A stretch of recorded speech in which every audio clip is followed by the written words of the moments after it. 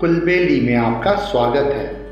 यहाँ आप सुनेंगे बाल कहानियाँ, इतिहास से जुड़े हुए कुछ रोमांचक किस्से और हमारी संस्कृति से जुड़ी हुई मज़ेदार बातें। मैं हूँ आपका होस्ट ज्ञानेश और आज मैं लेके आया हूँ पंचतंत्र की एक शिक्षाप्रद कहानी जिसका नाम है बगुला भगत। एक जंगल में बहुत बड़ा तालाब था। वहाँ हर प्रकार के जीवों के लिए भोजन सामग्री उपलब्ध थी, इसलिए वहाँ कई प्रकार के जीव, पक्षी, मछलियाँ, कछुए और केकड़े और भी जीव जंतु रहते थे। तालाब में एक बगुला भी रहता था। उसे मेहनत करना बिल्कुल भी पसंद नहीं था। उसकी आंखें भी कमजोर थी और मछलियाँ पकड़ने के लिए मेहनत तो करनी ही पड़ती है, ये बात उसे खलती थी। इसलिए आलस की वजह से वो अक्सर भूखा ही रहता था। बगुला एक टांग पे खड़ा यही सोचता रहता था कि क्या जुगत की जाए कि बिना मेहनत किए ही मुझे खाने के लिए शिकार मिल जाए। एक दिन उसे एक उपाय सूझा और वो उस उपाय को आजमाने बैठ गया। बगुला तालाब के किनारे खड़ा हो गया और आंसू बहाने लगा। एक केकड़े ने उसे आंसू बहाते हुए देखा तो उसके पास आया और उससे पूछा, मामा क्या बात है, भोजन के लिए मछलियों का शिकार करने के बजाय तुम यहाँ पे खड़े होके आंसू बहा रहे हो। बगुले ने जोर की हिचकी ली और रोते हुए बोला, बेटे बहुत कर लिया मछलियों का शिकार, अब मैं यह पाप और नहीं करूँगा। मेरी आत्मा जाग उठी है, इसलिए मैं निकट आई मछलियों को भी नहीं पकड़ रहा। तुम तो देख ही रहे। केकड़ा बोला, मामा शिकार नहीं करोगे, कुछ खाओगे नहीं तो मर जाओगे ना। बगुले ने एक और हिचकी ली और बोला, ऐसे जीवन का नष्ट हो जाना ही अच्छा है बेटा, वैसे भी हम सबको जल्दी ही मरना है। मुझे ज्ञात हुआ है कि शीघ्र ही यहाँ 12 वर्ष लंबा सूखा पड़ेगा जिसमें बारिश बिल्कुल भी नहीं होगी। बगुले ने केकड़े को बताया। यह बात उसे एक त्रिकालदर्शी महात्मा ने बताई है जिसकी भविष्यवाणी कभी भी गलत नहीं हुई है।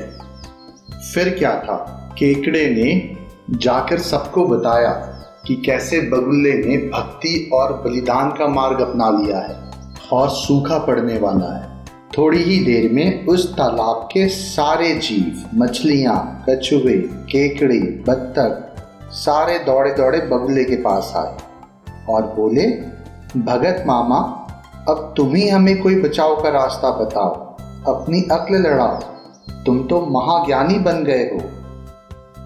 बगुले ने थोड़ी देर तक सोचने का नाटक किया, फिर बोला, यहाँ से कुछ दूरी पर एक दूसरा तालाब है जिसमें पहाड़ी झरना गिरता है।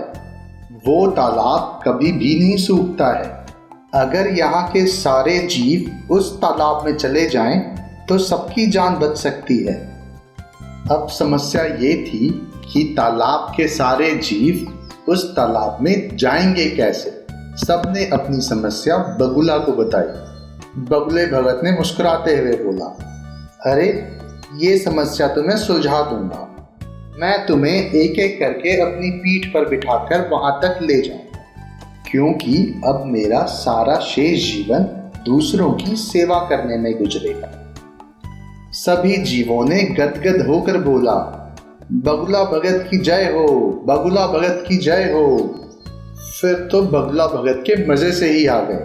वो रोज एक जीव को अपनी पीठ पर बिठाकर ले जाता और कुछ दूर ले जाकर एक चट्टान के पास जाकर उसे उस पर पटक कर मार डालता और खा जाता। कभी मन हुआ तो वो 2-3 चक्कर भी लगा लेता था। धीरे धीरे चट्टान के पास मरे जीवों की हड्डियों का ढेर बन गया और भगत जी की सेहत बनने लगी।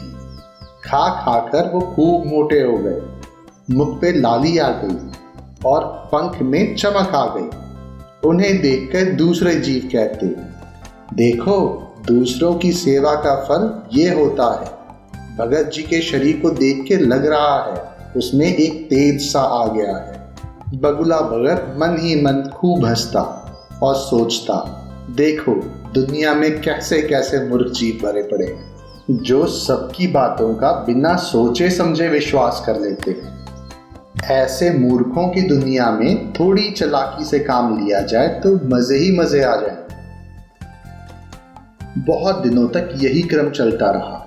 एक दिन केकड़े ने बगुले से कहा, मामा तुमने इतने सारे जानवर यहाँ से वहां पहुंचा दिए, लेकिन मेरी बारी अभी तक नहीं आई। भगत जी बोले, बेटा आज तेरा ही नंबर लगाते हैं, आ जा मेरी पीठ पे बैठ जा। केकड़ा खुश होके बगुले के पीठ पर बैठ गया। जब वो चट्टान के निकट पहुंचा तो वहां हड्डियों का पहाड़ देखकर केकड़े का माथा ठनका। वो हकलाया, ये हड्डियों का ढेर कैसा है और यहाँ से दूसरा तालाब कितनी दूर है मामा? दुष्ट बगुला खूब जोर जोर से हा हा करके हंसा और बोला, मूर्ख, वहां कोई तालाब नहीं है। मैं एक एक को पीठ पर बिठाकर यहाँ लाकर खा जाता हूँ। आज मैं तुझे भी मार के खा जाऊंगा। हा हा हा हा। केकड़ा सारी बात समझ गया। वो डर से सिहर उठा, लेकिन उसने हिम्मत नहीं हारी और तुरंत अपने पंजों को आगे बढ़ाकर दुष्ट बगुले की गर्दन दबा दी और तब तक दबाए रखी जब तक उसके प्राण पखेरु उड़ नहीं गए। फिर केकड़ा बगुले भगत का कटा सर लेकर तालाब पर लौटा और सारे जीवों को सच्चाई बता दी कि कैसे दुष्ट बगुला भगत उन्हें धोखा दे रहा था। इस कहानी से हमें ये सीख मिलती है कि दूसरों की बातों पे आंख बंद करके विश्वास नहीं करना चाहिए। दूसरी सीख ये मिलती है कि हमें हमेशा ही मुसीबत में धीरज और बुद्धिमानी से काम लेना चाहिए।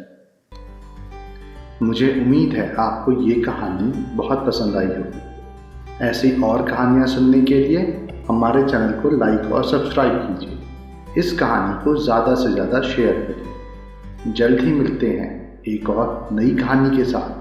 तब तक के लिए धन्यवाद।